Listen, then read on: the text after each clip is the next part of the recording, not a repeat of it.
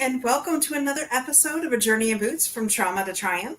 I'm your co-host, Dorothy Odell. I'm the founder of Unstoppable Overcomers and a veteran and first responder ally. And we have the amazing co-host, Dr. Jay Royster. She's missing the J in there. Sorry. I got kind of messed up with that. She is the founder of Semper Modus, which is actually Latin for always moving. If you know this lady, you know she's always on the move, and she's completely lost her voice tonight, so she may not be speaking tonight. So, with that, I'm going to do the best that I possibly can without her, but I know she'll be sending me little private chat notes in the private chat.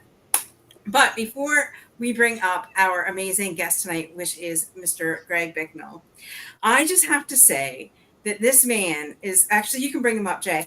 This man, though I can see his face when I say this. So this man is the catalyst of why I became a veteran ally to begin with. I started off with the veteran space, and then I graduated to first responders. And now I just try and help everybody. But this man was on my Unstoppable Overcomer show January 31st of 2022. I remember the date like it was yesterday. And he came on. He's a 28-year Air Force veteran. And when he was telling me about his obstacles that he was facing with his mental health challenges, I knew that we had to join forces with this man. So I'm not going to share the rest of his story, but Greg, thank you so much for starting this and being the voice for the voiceless, and definitely bringing it home. And I know everybody that knows this guy knows that he can talk. So we're going to try and contain it because we're going to try and keep it to an hour tonight. So Greg, welcome to the show. Yeah, no, thanks for having me. Hi, Dr. J, Dr. Royster, Dr. Dorothy. We'll call you tonight. We're going to upgrade you because you're speaking for Dr. Royster, right? So, hey, look, you're going to hold the title tonight. So there you go. But that show, I was in a place to where I kind of needed somebody, and I was reaching out, and I was, Dr. J was on board. She was already there. I mean, she's called me like, hey, you're looking like something's wrong today, Greg, and then done some things, called me on the phone via Zoom and set me up, in the evening when she just knew something wasn't right. So you ladies have been part of this journey with me, and I really don't think I would be here without you guys. Not at least not where I'm at today, and I just appreciate you so much. And I don't want to go, and step over that. Because you ladies have really, really been there for me, and never been a thing I've asked, and even when you're looking at me, maybe across LinkedIn or whatever, if you see something, you're like, and hey, we're gonna take care of this now. We're not waiting. So I appreciate that very much, and you hold me accountable, so that's amazing as well. I just want to say one quick shout out to Melody because Melody actually introduced me to Greg. Hmm. So Yeah. Melody was the catalyst to bringing Greg to Unstoppable Overcomers. And now we're here at A Journey in Boots. So hello, Elizabeth. Thank you for joining us from Ohio. Welcome. Okay, Greg. So what made you decide to join the service, pursue a career So, service? so I'm actually in Richmond, Kentucky, where I grew up this week with my dad and my mom and the family and stuff. And so, when school was getting out, I was kind of injured. I couldn't see myself going to college at that time. And I just felt like, you know what, the military is where I want to go. We hadn't really kicked off. We had already had the Kuwait, thing going on. But it was in June of 1990. That's May I graduated, and in June I came in. But it was one of those things that I always knew that I wanted to serve in some capacity. And the Air Force, actually, the Army guy got me an appointment, I believe, with the Air Force person to let me talk to them. So great connection there. The guy was like, "Hey, if you're in, you're in." So it was pretty cool. So that's a cool story. But he was just an amazing guy. So I was brought here because I just saw a chance for service, and I really didn't want to work at Lowe's all summer. So nothing wrong with Lowe's. But if I could come in earlier, I was originally scheduled for October. They let me come in June, and I said, "Let's do this." So that's why it was so quick. Awesome. I just want to give a shout out to Michael for joining us from Arizona and Steve from Beaver Creek, Ohio. Another Ohio. What is with this? So let Air me Force veteran. can I jump in real quick? There's some people that I invited. Elizabeth Harding. I just came out of the Entrepreneur Boot Camp for veterans when she came on. Amazing program manager. I'm so glad she's here tonight because the Entrepreneur Boot Camp for veterans through Bunker Labs, Wright State, Syracuse University just rocks. And man, there were some amazing people there, Steve. So you see a lot of folks joining in that I invited. I'm overwhelmed that they're Perfect. showing up. So thanks, guys. I appreciate it. It's awesome. Well, thank you. I'm Yes, a little we. Our I'm a little guests, terrified. I'm a little everybody. terrified as well. I'm a little terrified as well as one of those names. So we'll see how it goes. So hopefully I don't plug in too many questions that gets me in trouble. So, Ah, perfect. And Dr. J is in the background saying, "You talked them into taking you." oh man, yeah, it was kind of funny. It's a little bit different story than that, but I went over and I got checked and they found something, a little nodule. I had to go get checked out secondly, right? And so when I got over there in my angst, I guess, I asked them, had you sent all the paperwork over so that I can go to MEPS and get processed? And they said, yeah, we did. And this was the end of my high school year, senior year. And I go over and they didn't have the paperwork. So I'm steaming. And so me and my dad are driving back from Louisville. And that is two syllables if you leave here, Louisville, not Louisville and all those things. But we're coming back to Lexington where my recruiter was at. And I said, let's stop there, Dad, let's stop. He said, are you sure? I said, no, I need to go have that conversation. And so my career almost ended before it started because I walked in and said, look, if this is the kind of leadership I can look forward to in the Air Force, I'm not so sure I want to join because I was very frustrated, very, very angry. And luckily, it all worked out. And somehow in the world, I scathed through for 29 years. The surgery was at 28, and you, like I said, these people that are on here now have just been people that are supporting me, Steve and Mike and Elizabeth, even recently, and all of them. I honestly, I can't thank enough. I just that's kind of what it is for me tonight. I'm in this kind of mood. I just love it. Oh, here comes Mike. He's the one I'm worried about. So, He but said he was he's your a favorite fantastic. roommate in tech school. He's proud of you and all your accomplishments. Well, that sounds good to Oh, me, that's man. good. That's good. So I'll tell you some of our stories. Mike and I'm going to tell you this is, we were in tech school and we were roommates the whole time, and I don't ever remember getting mad at him. I really don't. And we went back and forth. Coming home and I may come flying off the bed and forearm him or something, and it was, it was awesome. And we just, we were kind of roughhousing. But the thing about it was I never got upset with him. And then my wife gets to meet him probably 20 years later when I was living in North Florida.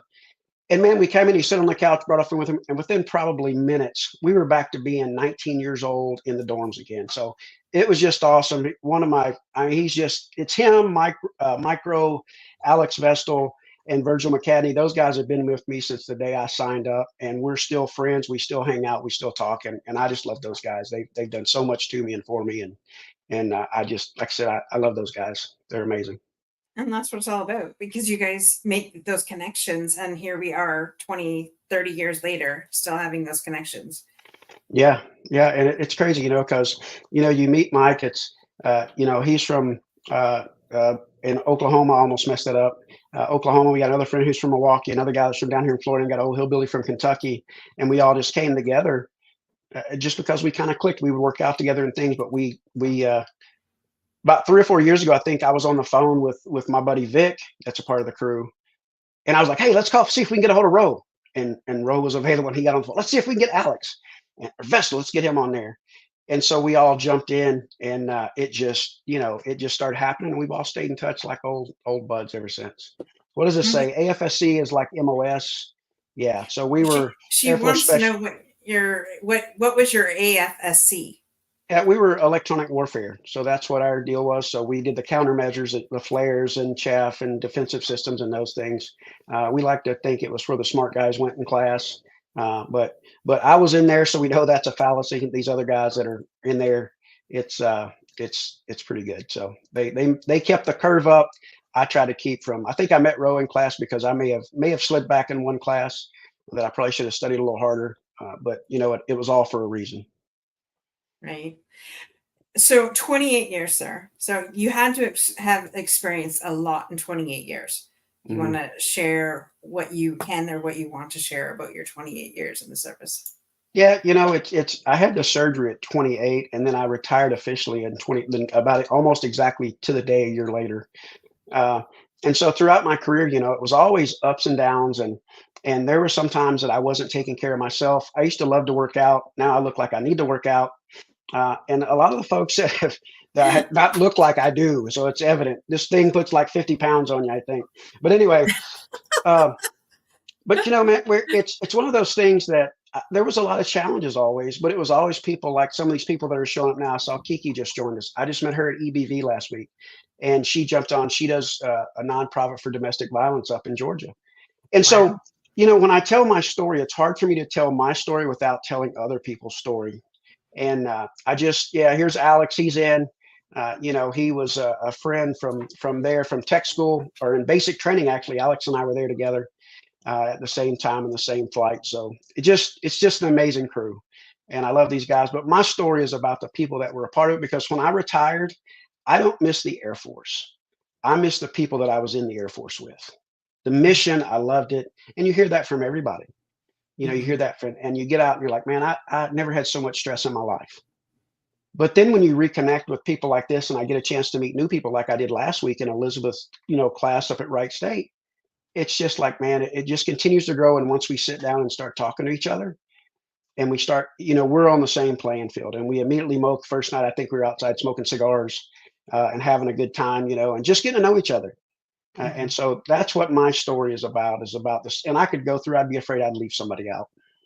Well, what were some of the challenges that you faced while you were in the military? So, for me is I moved pretty regularly, and that's a challenge for the kids. And so when you go to move, a lot of people don't think, like, hey, you're going to move and you pack up in your military family. Well, sometimes you forget about the emotions that's attached to those moves. And those emotions don't only affect me, in my job performance, but it affects my families. And so at one point we moved to a base, and I'm telling you, every day I came home and my wife and daughters were crying. And this was at a very pinnacle time in my career and a very, I was putting in a lot of hours and I wasn't home a lot. And I would come back and they're crying and they're like, man, I just want to go back to where we moved from. And I finally said, we can't. You have to find something good here. Like you have to find a reason to love it here, like you love there. And I go back and my wife uses these. You guys know Nikki, and Nikki will throw stuff back on me from time to time, and she'll say, like, just not tonight. She literally used a quote from me against me, and I was like, that makes a lot of sense. And she's like, well, I wouldn't go that far, but I think I heard it from you. So she really put it right back on me. So sometimes I do come across, making some sense about some things, but yeah, my career as the challenges went on and I look at it, my personal challenge that I see now that I didn't see then was that I was missing way too much time with my family. Uh, and that's kind of what's led me to the decision that we'll talk about probably later on in the show. But I was gone so much from my family and I missed it. And I got with my wife and our daughter I deployed right after she was born on 9/11 after that. And I look back on it and I'm like, even when I was home, I wasn't home. I wasn't present to what was around me. And that's a huge challenge. And you don't see that until you're out away from it. And for me, when I look back on my career, I look at a lot of times that I wasted. Uh, I didn't spend it as well as I should have because I was pouring into the military. And then your military career is over, and what do you do? That's a part of the transition we talk about. And luckily for me, I've had amazing. Just I'll get you, but just the amazing people like you guys to be there a part of it and to reach out with Alex and Mike and meeting Kiki and all these people that are chiming in. Steve is we've become family, and that's what happens. And just if somebody reaches out and says, hey, can you speak to my daughter, or hey, and I reach out to them and say, hey, can you check on this for me, there's not a hesitation of to why. It's like, okay, when. And Mhm. and that's the way it was with you too, Dorothy. When I sit on here and I sit with Dr. J, I get on the phone and call her, and her and I would be like we were like little schoolgirls or kids. We were back on the phone like, hey, this, and then we were connecting people. It was like no kidding. It looked like Ma Bell between the two of us because we started connecting the world. And so it was awesome. So we used our networks for good and not evil. And I just thought Mhm. that was so cool. So we've stayed connected, and I just, the services that she's provided and the modalities, it's literally, I know that I can send a text at 3 a.m. and potentially there's a good likelihood she's going to answer and say, Greg, what's going on? And it's not just me. She does that for the folks she works with. And so Simper Modus, Dr. Janelle Royster, all the things that you've done, I'm here. I love you. I mean, that's how it goes. Is that what you've done for me? I can never repay that. And she feels the same way about you because I know we've had conversations off air. And actually, I met Dr. Royster through Greg. So thank you for making that connection. And when Yeah. Greg says literally, we've connected the world at 100, as soon as you Yeah. put me in there, it's just Yeah. like, I am like a vacuum and I suck everybody into this vortex. And so everybody that I know needs help, the first place that I tell them to reach out to is Dr. J in San Vermotis. She actually just brought But on two more clinicians a couple weeks ago, so she's ready to serve even more. She yeah, even helps the children.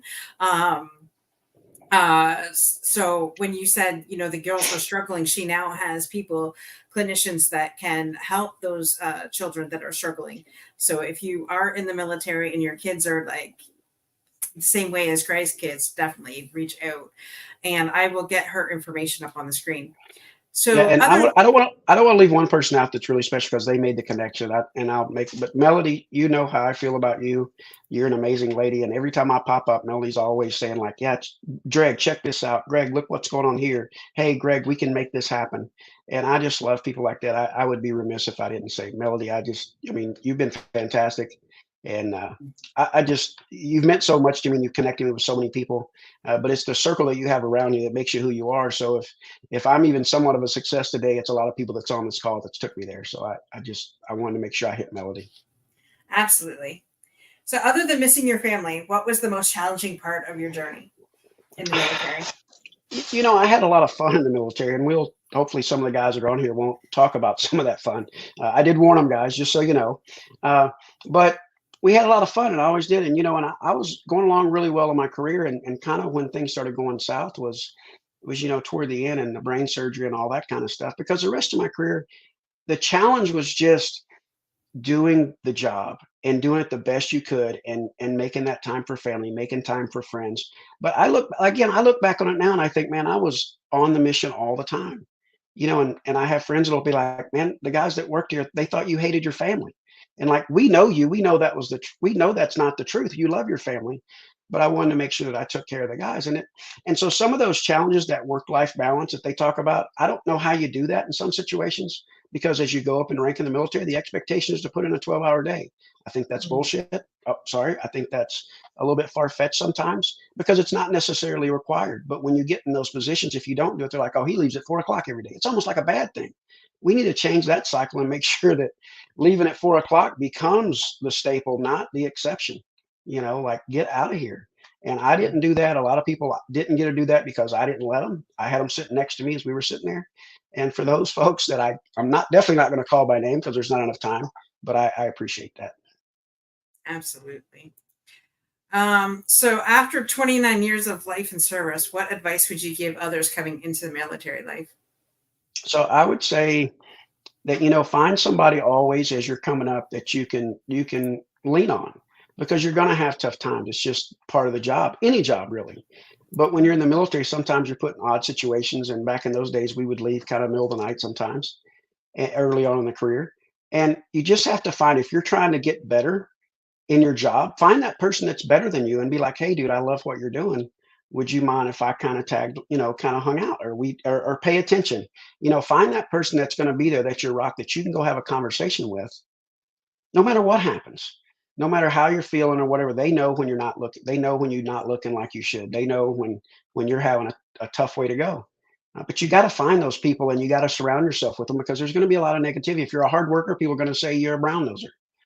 If you're lazy, they're going to say kick you out. And it may not be on either end of the extreme, but it ends up being about perception. So no matter what happens, somebody is always watching you. Mhm. And so that don't mean be afraid of it. That means that you get a chance to excel every day. And that's what I would tell them, is whether you know it or not, there's somebody that you're their role model. Mhm. You're the one that they're looking up to, saying, I want to be like that guy. Or there's people saying, we got to get that guy out of here so we can make sure that person has someone to look up to. But either way, somebody's paying attention. And I didn't realize that early in my career. I just knew that I was having fun, and I didn't really care beyond that, to be honest. But along that way, a lot of people took great care of me. But I think you have to find the person to really gravitate to and grab a hold of. And you got to, and you're kind of in the middle. If you got somebody in front of you, push them. If you got somebody behind you that you can help, pull them. Grab their hand and say, come with me. You I want to know, see those pictures, Michael. yeah, no, you don't. No, you Yeah, don't. I do. I do. We'll talk. We'll connect after Uh, the show. oh my Um, gosh, I'm in trouble. I knew this was bad. you said earlier, Greg, that you had brain surgery. Was Mhm. that due to the military life, or like It it how did it that came? was. It was, and the way that happened. So I've had issues since Korea back in '96. 97, with vertigo and nausea and migraines and stuff like that. That's really, I don't know if exactly that's when it started, but that's the first time I truly remember it, that I was, and so it all progressed. And finally, I come out of my last deployment of my career, it was to Afghanistan. And I come home and I'm like, holy crap, I got like 4 years before I have to retire. Let's get all this stuff fixed, which is a problem. It's what we do, right? Let's just fix it. I let all this 26 years build up and now I'm going to fix it in 4 years. Mhm. And so the one thing that I knew was going to prevent me from working and doing things I like to do was the vertigo and that kind of stuff. And so I really started pushing. I got to get this fixed. And the problem was, is I had the surgery, uh, and the surgery that came, it made me worse off than I came in. So I actually consider that was the day, May 25th, 2018. I consider that the day that my career ended. I retired a year later, but really, my career ended that day. And Mhm. my next phase of life, which you guys have been a great part of to getting me through to where we're at now and to where I'm actually, I think functional, some days really good, some days not as good. Uh, and that's just kind of how it went. So I really consider two phases of my life, but my life changed forever. I went in, could hear my left ear, coming out of it, I couldn't. And and a lot of things have changed. My personality, my attitude, my emotional, the ability to be able to control that sometimes, and Mhm. sometimes anger and happiness kind of presents itself the same way, and that's frustrating.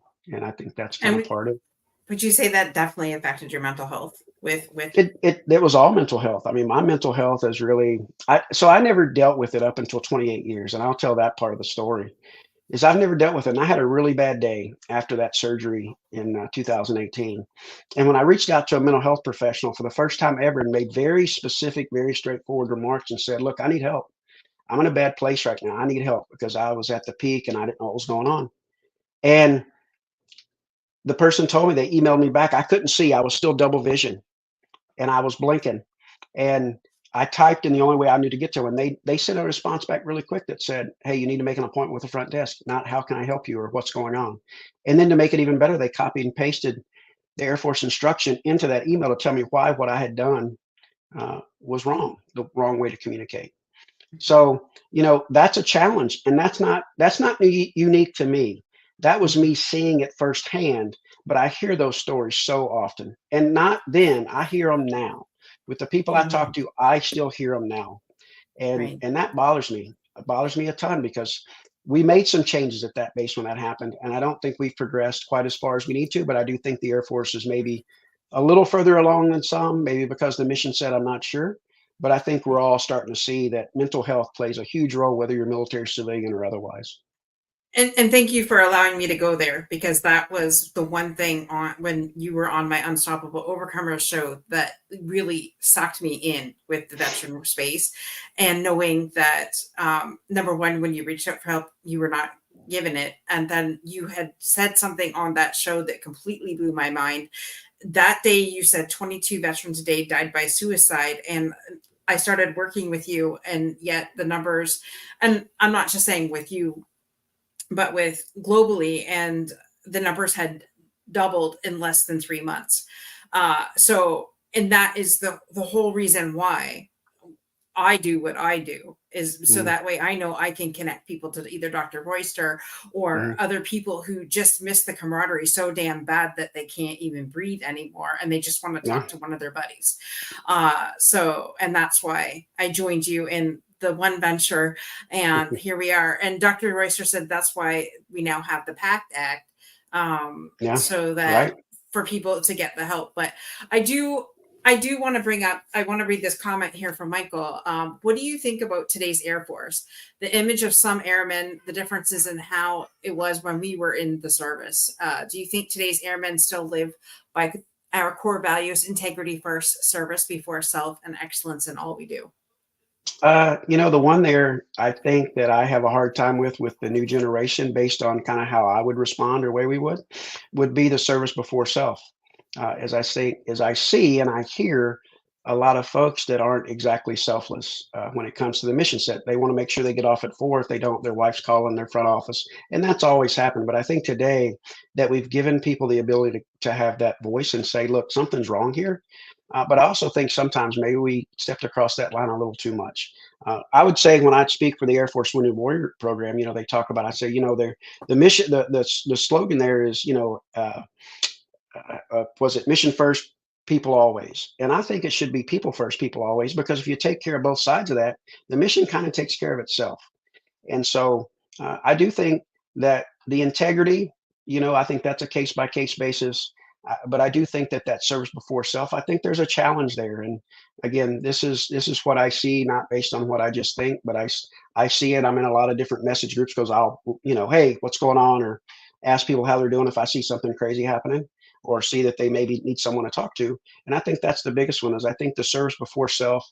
Uh, and I don't know if it's bad or good, because I wish I would have had, if we would have said, I'm leaving every day at 5 o'clock, that's it. And I had some of that attitude. In the maintenance world, it didn't happen. In the security forces world, it didn't happen. A lot of different branches, things that didn't happen. We weren't on a 8 hour clock. We were Mhm. on a let's get the mission done clock. And I think that's one of the differences. So here's Kiki. She's coming in. I'm sorry. I'll start taking over. I'll No, let you do your thing. no, that's okay.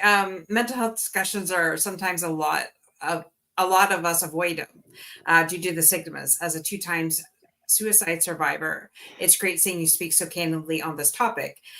So many of us are suffering in silence, and that's exactly why I kind of dug and dug and dug until Greg shared that Yeah. little piece, because I know that piece of Greg's story, but I wanted it told on here. And thank you so much, Kiki, for speaking out. And you're right.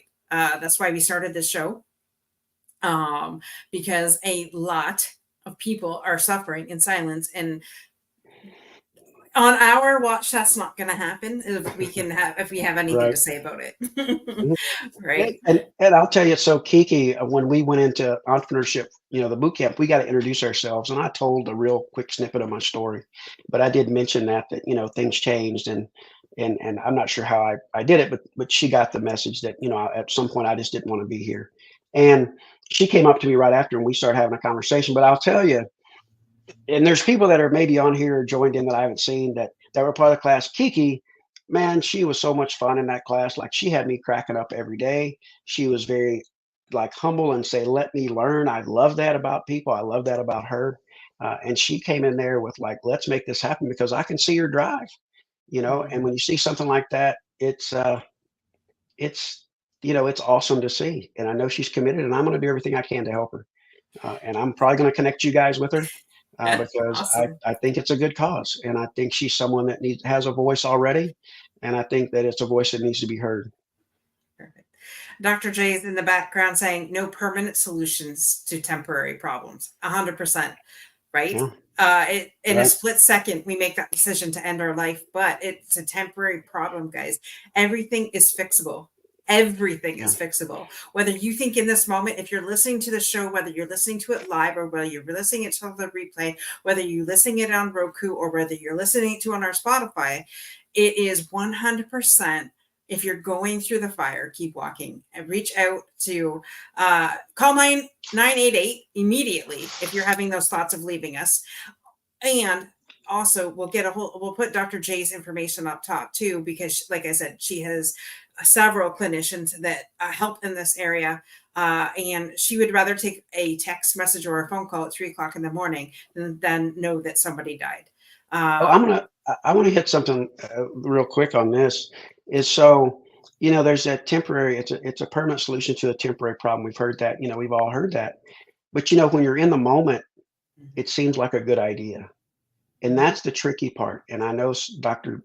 Jay is probably going to get onto me, but it's one of those things that when you're in the moment and you're really not, for me, that's, I'll just say me, I won't put everybody in there. But when I was in that place and I had went through my head, what, good versus evil or bad versus good, I thought, man, this is something that I just don't know what else I can do. But that's when the training and knowing you have someone to reach out to and call, that's when it really pays off, because those are those split second decisions that you make that make a lifetime of difference. And to me, where I was at through my training, I was smart enough, and by the grace of God, I sent an email to a person and he ticked me off. And I tell people, I said, on that day, Greg Bicknell was having the worst day of his life. Chief Bicknell got really pissed off and said, "We're going to fix this." Uh, Yes. And that's when it all really started for me, is because I said, if this is happening to me, and it wasn't an ego thing, but they knew that I could reach out and say, look, there's some stuff going wrong. We're going to fix this. And they made some bad choices and try to jump in. So to do Yes. what we could do. I love this quote that Melody put up. What mental health needs is more sunlight, more candor, and more unashamed conversations by Glenn Hmm. Close. 100%. Yeah. And Dr. Royster in the background has said, everyone I have ever spoke to that has attempted suicide has regretted it. Yeah, absolutely. So, But and that's that, that what do you do in that split second from when something happens to how you deal with it? That system one, system two thinking to get clinical or whatever. But mhm, that's my problem even still today. Is I sit down and when I do something or I have an outburst or I, kind of freak out a minute, is I try to dissect that now and say, okay, how could I have broken that chain before I got to the point that I kind of quote unquote lost it? And so I'm trying to understand that better because, that gap, it's hard to fill that gap sometimes. It's hard to say, I'm not, man, this is what's going on. What do I do next? And my response sometimes is, rah, let's go. And, so did I scare I you? I'm sorry. I'm sorry. Did I scare you? I apologize. now I'm going to share something with you guys, and I've never brought this out. I've talked about it, but I've never brought this out. So thankfully, my brother made me an auntie at a very young age. And so when I thought life was getting so damn hard, and there were times I had really thought like life would be a hell of a lot better without me here. But knowing that I lost an uncle to suicide, I had taken the boys when they were younger to get their picture taken. And whenever I thought that life was too fucking hard, I always brought this picture out. And this was my why for not quitting that day, or for not Sure. driving my car into a tree, or doing whatever the hell I had thought in that moment. Hmm. Um, and I knew that there was no way in hell I could leave these two boys to defend themselves in this crazy ass world without me, because I'm their mama bear. And, they're the best things that have happened to me. So I encourage you, if you're going through that moment, just think of something different in that moment. Whatever you need to do to get yourself out of that moment of either pulling the trigger, taking those pills, doing whatever. Um, because Dr. J did say no permanent solution to a temporary problem. All Sure. right. So sorry, I'm all over the place here, but there was a question. Uh, After you retired, what did you pursue, and how did your years in service attribute to your work ethic now? So, when I left the military, I went into a job that was very similar to what I was already doing. I was working in program. I was a program manager for an aircraft company called Drach International, um, and that was something I was good at, right? And so, but the thing about it was, is the person that's there. The reason I bring that up, kind of boring, but the reason I bring that up is because the person that recruited me and brought me in said, I said, man, I'm not the same person I was before. And he said, I know, but I'll take you where you're at. And because I'll do that. And that really was the second part of that recovery and the step forward. Here's my buddy Jared Bondwell coming in here. So one of my AFW2 buds. Are we Uh, having him on the show at one point too, Dr. J? I sure hope so. And Chris too. Chris, you promised me, buddy. So, but that was the thing. But going into my career, as after that happened on that surgery day, I really had to start putting pieces back together. And there's a lot of sketchy pieces for about the first 2.5 years. Uh, but I started, after I kind of got through the corporate portion, and I realized, I just this isn't where I want to be. I love people, and this is all aircraft and programmatic stuff. I want to be with people, and so that's when I founded the nonprofit, and we made a lot of great things happen. I met a lot of really cool people that I'm still very good friends with today. Um, and that went into I got offered a chance to work with Chapters Health Hospice and then Chapters Health Foundation in the Keys. So I got to live in the Keys for like 10 months. That was pretty freaking awesome. But I missed my family because I was still gone a lot. And that's what's brought me back to, to where we're at today is, I wanted to be here. So, initially I wanted to be, I was working, I was approved and was already in it. Hardin Simmons to go to a clinical psychologist. That's what I was going to do. I was getting my MS in clinical psychology and or MA in clinical psychology, and it was already approved. I was already in. It was a program, but then I got offered the job, and John said those magical words that I really needed at the time, a little bit of confidence, and I went and worked for Drock, and I don't regret it for a minute because I met some amazing people in amazing places. But as time went on, I tried. I was own nonprofit. I worked inside of other nonprofits. I worked for Center of Independent Living here in Central Florida. Amazing crew there, doing amazing work. Uh, but ultimately, it was I need to do things kind of my own way, and so that's how the entrepreneurial journey got kicked off, and then that's how I ended up. And all of it's entrepreneurial because whether a 501(c)(3) or you're a for-profit company, it's still a business. It's just a Mhm. tax code, and some people really don't realize, don't understand that until they're in the midst of it. So, people like, Elizabeth and her crew at Wright State and all the team, like they make that stuff possible in Bunker Labs in Syracuse. But that's where I thought I was going.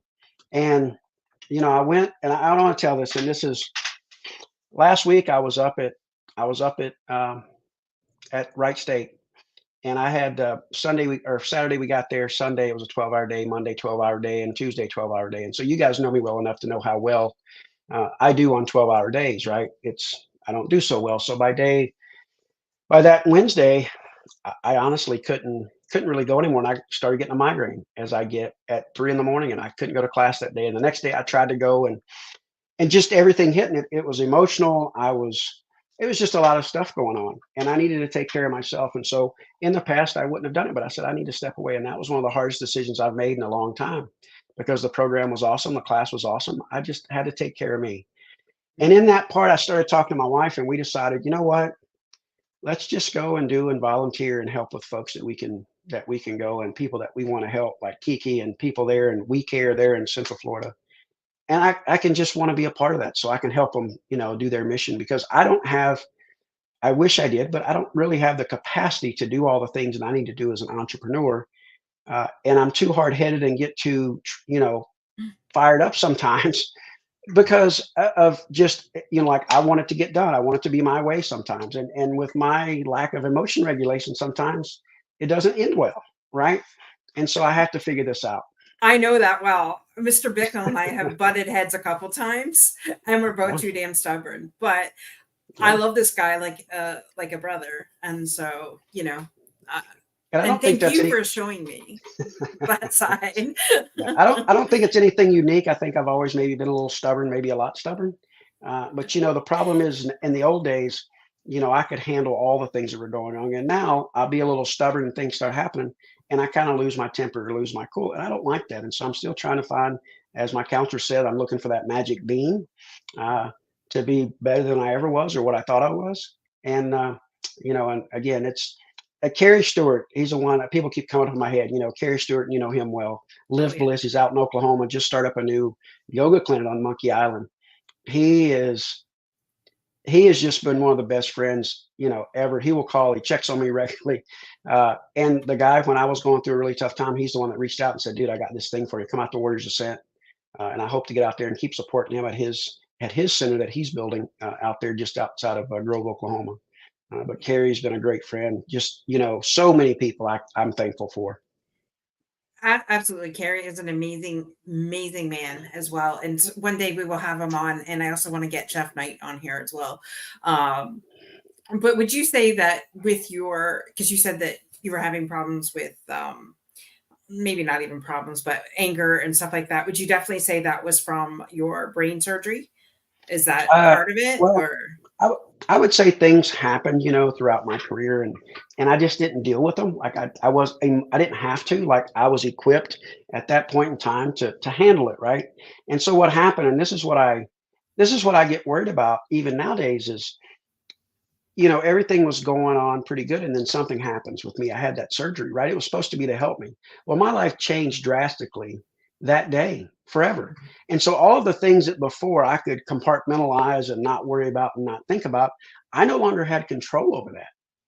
Like and things that just used to, or most things would have just kind of rolled off my back. That wasn't something that was possible for me anymore. So it's like really aggressive.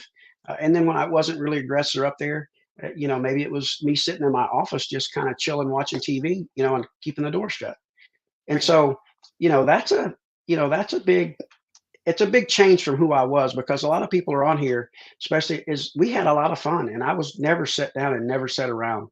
And post surgery, like again, my new life and the way that I had to adjust to it and my family, Mhm. my family's had to adjust. Nikki has taken over the role that I had and I've kind of taken over the other role, I guess, but it's tricky. So, Dr. J wants to know, how did you handle going from 12-hour days to 4-hour days?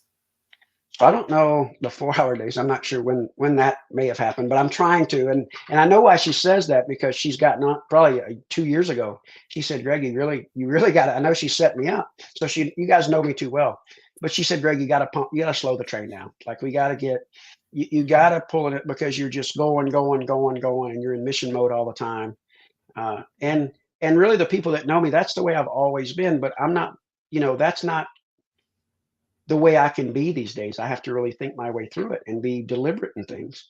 And yeah, it was. And I'm trying to get now. Honestly, I had a counselor not too long ago. He said, "Greg, you got to slow the train down. You can't keep going at this speed." And matter of fact, talking to you now, I see that you're really wound up. And I think now that we have you focusing on one thing, it might actually get you more spooled up, because now your energy's focused in one area and it's like a laser, and you're just getting truly wound up. And so Yeah. that's my thing, is being able to calm down. Carrie, going back to him, Carrie always says, he always tells me, Greg, if I can get you just to be comfortable doing nothing, I will feel like I've conquered the world. And honestly, I think if I ever do it, I will feel like I have conquered the world. I know Dr. Royster's told me the same thing, Yeah. is that my brain goes all the time. I ask people sometimes, so what do you think about when you're just sitting there? And they're like, not much. I'm like, oh, really? And mine, there's a bunch of cats fighting in there. It's crazy. And like Dr. J says, it doesn't benefit anyone when we're like that. And so, like, I'm glad that we're having this conversation. So people that are civilians too, and their minds are going 100 miles per hour, guilty as charged. Mhm. Uh, you know, finding that time to like slow down. He's the real Energizer Bunny, 100%. And uh, there's one thing I have to say about Greg, because I've served alongside of him for 2.5 years. When he started his nonprofit, or just after he started his nonprofit, um, this man, if he sees somebody in need, will stop the freaking car in the middle of the highway, pull over, especially if he knows he's a veteran, and will make sure that that person gets whatever the hell he needs. So this man talks the talk, like he walks the walk that he talks. So there isn't anybody, like we would get phone calls all the time. Hey, is there money for this guy here? We need to get him here, and I don't care what it's going to take, but we need to make this happen. And I had found a veteran that was in desperate need of Dr. J's services, and I'm like, well, we need to take the money somehow and get this guy help. So when you work with Greg, you know the expectation is to put service above others, like service to others above yourself, and he truly is that person. Mm. And Dr. J had mentioned before, and sorry, You're gonna I make me. get these, you don't. You're gonna cut out. You're gonna make me cry here. I uh, Well, I appreciate that. There's been a lot of things that have gone on the last couple of weeks, the last couple of years, and you guys have been a part of some of it, but here lately, and I all I can do is try, and and that's what I try to do, and you guys have been right there alongside, and I just appreciate you so much. I appreciate you. Like the greatest day was meeting you in person in April. I think it was April. I was down in Florida. Oh yeah, Um, that was pretty cool. Yeah, the you the were there first too. Look at that. It was the, like we the were all there. first the first great thing was meeting Dr. J Mm. in person, and meeting Dr. DeTore and Norm. If you've never met Norm in person, giving that giant a hug is like on the top of your bucket list, or it should be. And then the cheering on the top of and then meeting Chris Dunn, a fellow retired Yeah. police officer in Lakeland, Florida, Polk County. Sorry, got to get it right. Polk County Polk and County. Polk County. Anyways, Yeah. I'm sorry. I'm on a roll tonight. Jay can't say nothing.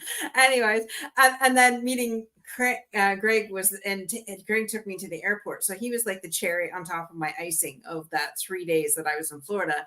And so meeting you guys in person was the greatest honor, next to Oh yeah, meeting did my you did you husband. did you get that invoice? Did you get that invoice? You told you I'm a professional now. I'm an Uber driver.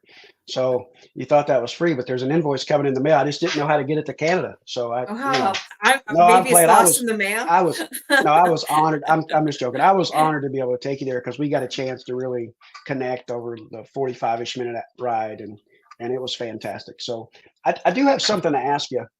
Yeah. Um, is and today I'm just there's sometimes the text and messages and stuff that I receive, they literally like I just don't know, but and I don't know if I should share this or not, but I am. But do you know somebody maybe that is Rebecca M? Does that ring a bell? Maybe a godmother or something that you might be Oh, familiar with? McCarroll? Rebecca Yeah, McCarroll? Yeah, she's my yeah, godmother.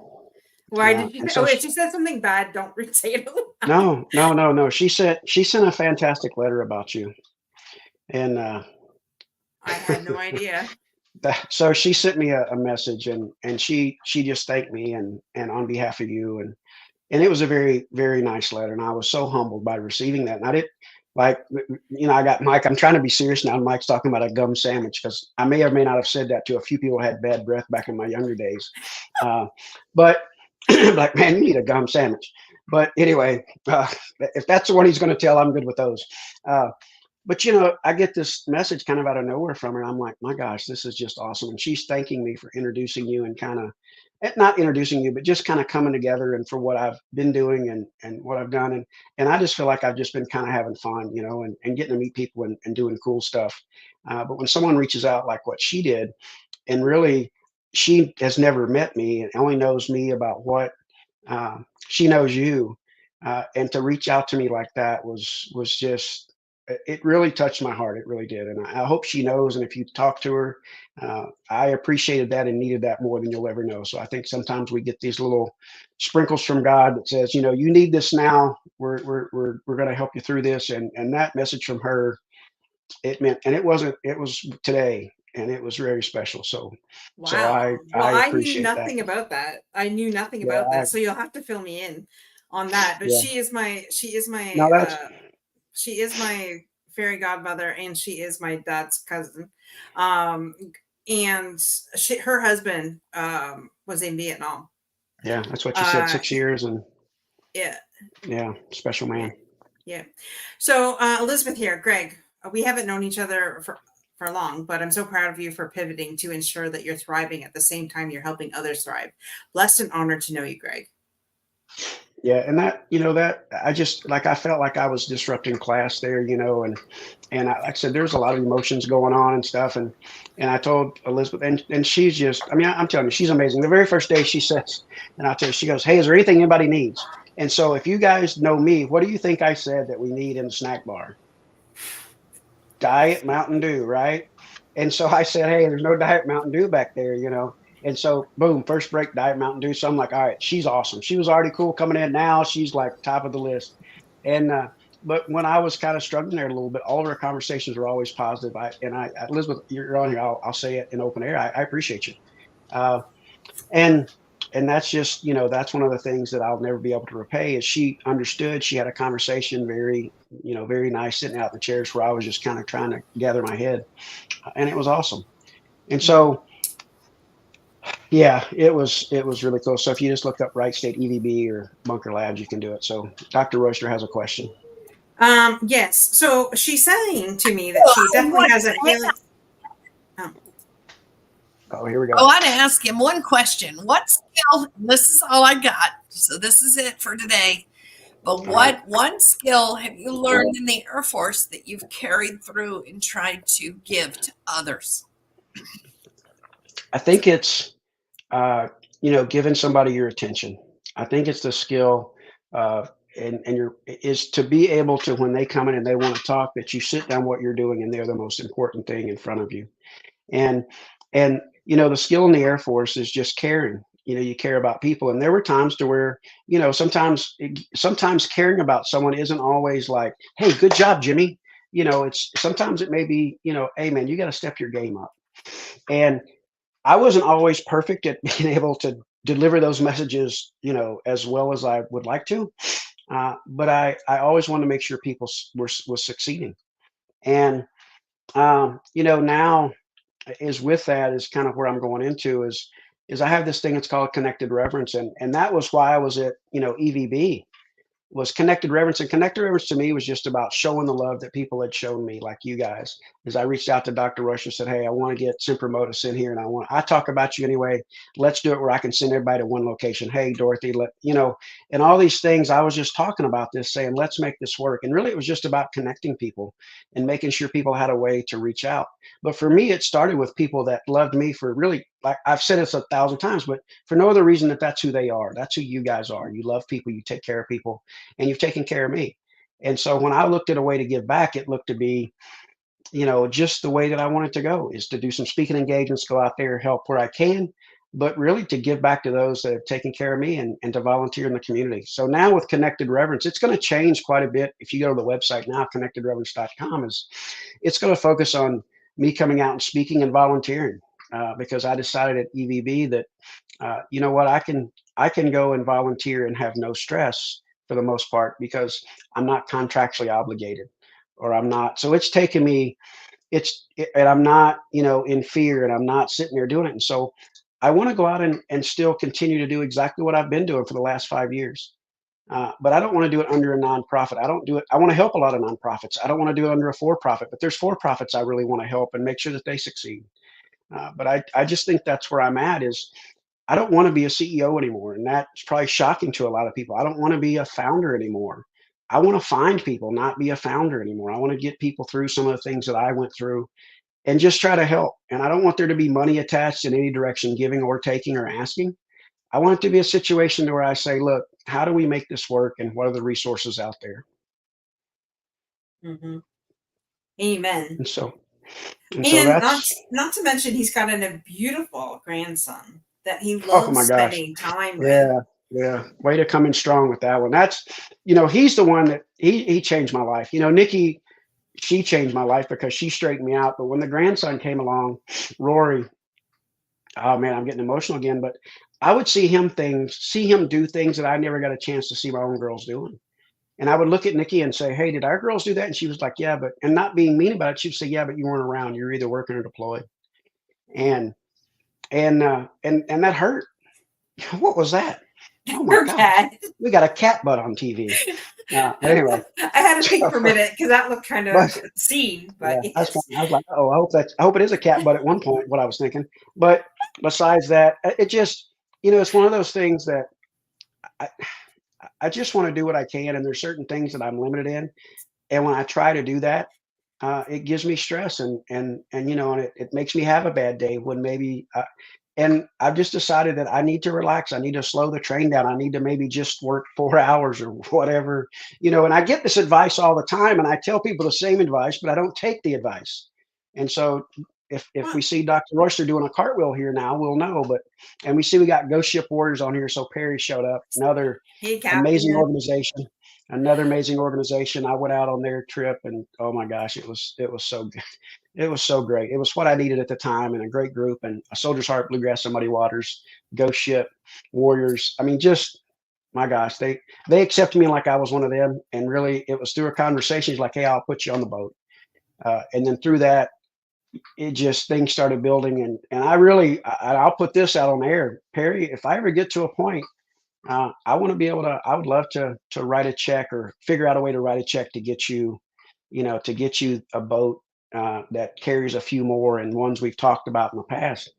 And that's a project that'll be a never-ending project because I was accepted into that community. Jeremy accepted me in, and I just want to promote you guys the best I can because you guys have a great mission and you do it out of the love of your heart. You and Steve, and man, I just can't thank you. I commend your selfishness, but never forget to put you first. You deserve your flowers too, Greg. Wishing you the best for the good you've put into the universe. Absolutely. Take Yeah, that there all comes in. Kiki. There comes Kiki. Now, Kiki, I want you to know when Dorothy was reading and I heard it in your voice, and I loved it because it was making me smile. I just loved hearing. I got a question. Excuse me, sir. I got this one question. It was so awesome. So Kiki was fantastic, and again, I want to support her and her mission.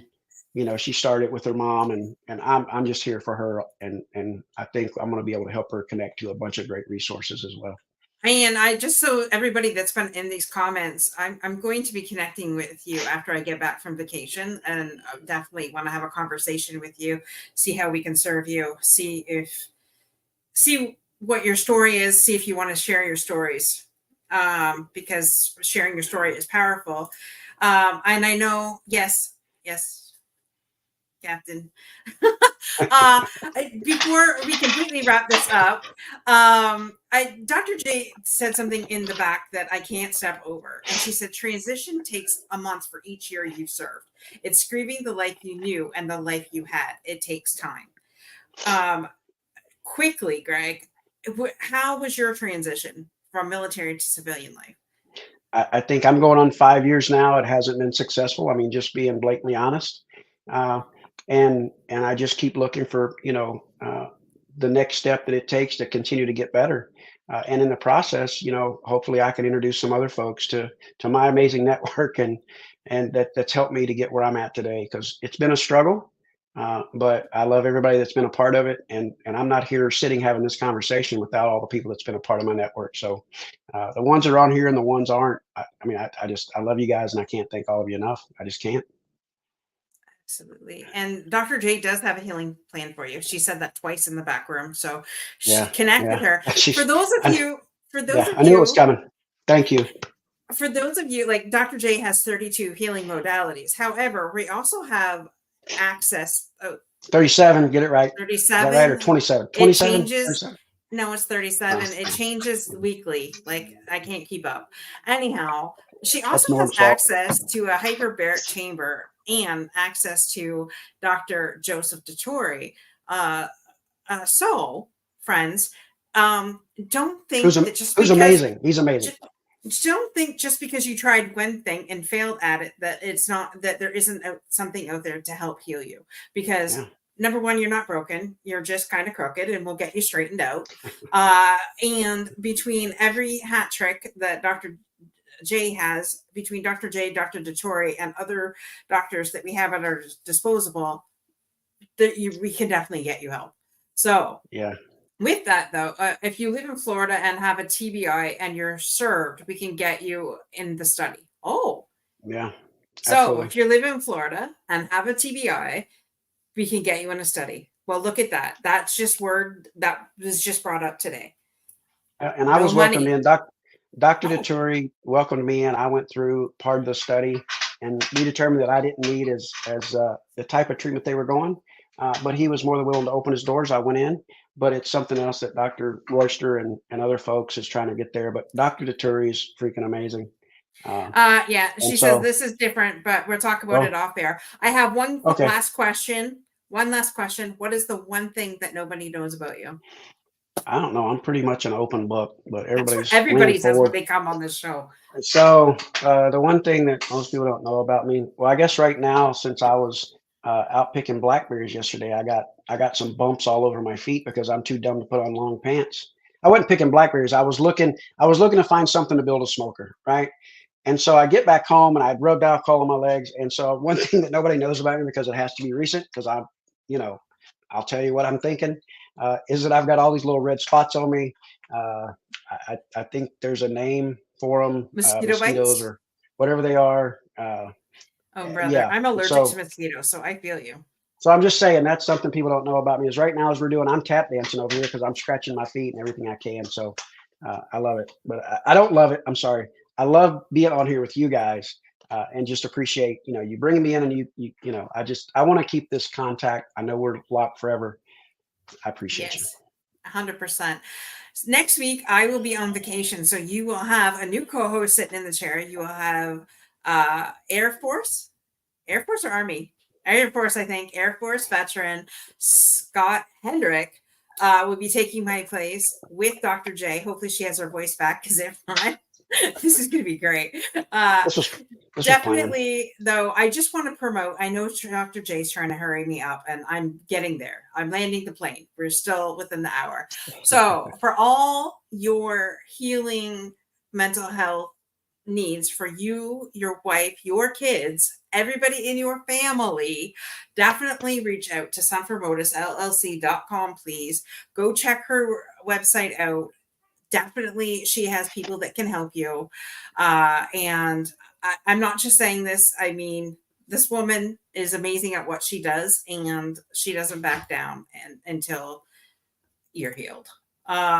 With that, Yeah. though, please be safe, take care of each other, and remember just to be you, be kind out there. And we thank you so much, Greg, for joining us today, sharing your story. I'm sure we'll have to have you come back for a part 2, because I know there's so Yeah. much that we didn't There's a say lot of today. squirrels running around right now. So yeah, Yeah. a lot So of squirrels. we'll definitely have to have you come back for part 2. But with that, guys, be safe and see you next week. Bye for All now. right. Love you guys. Thanks, everybody.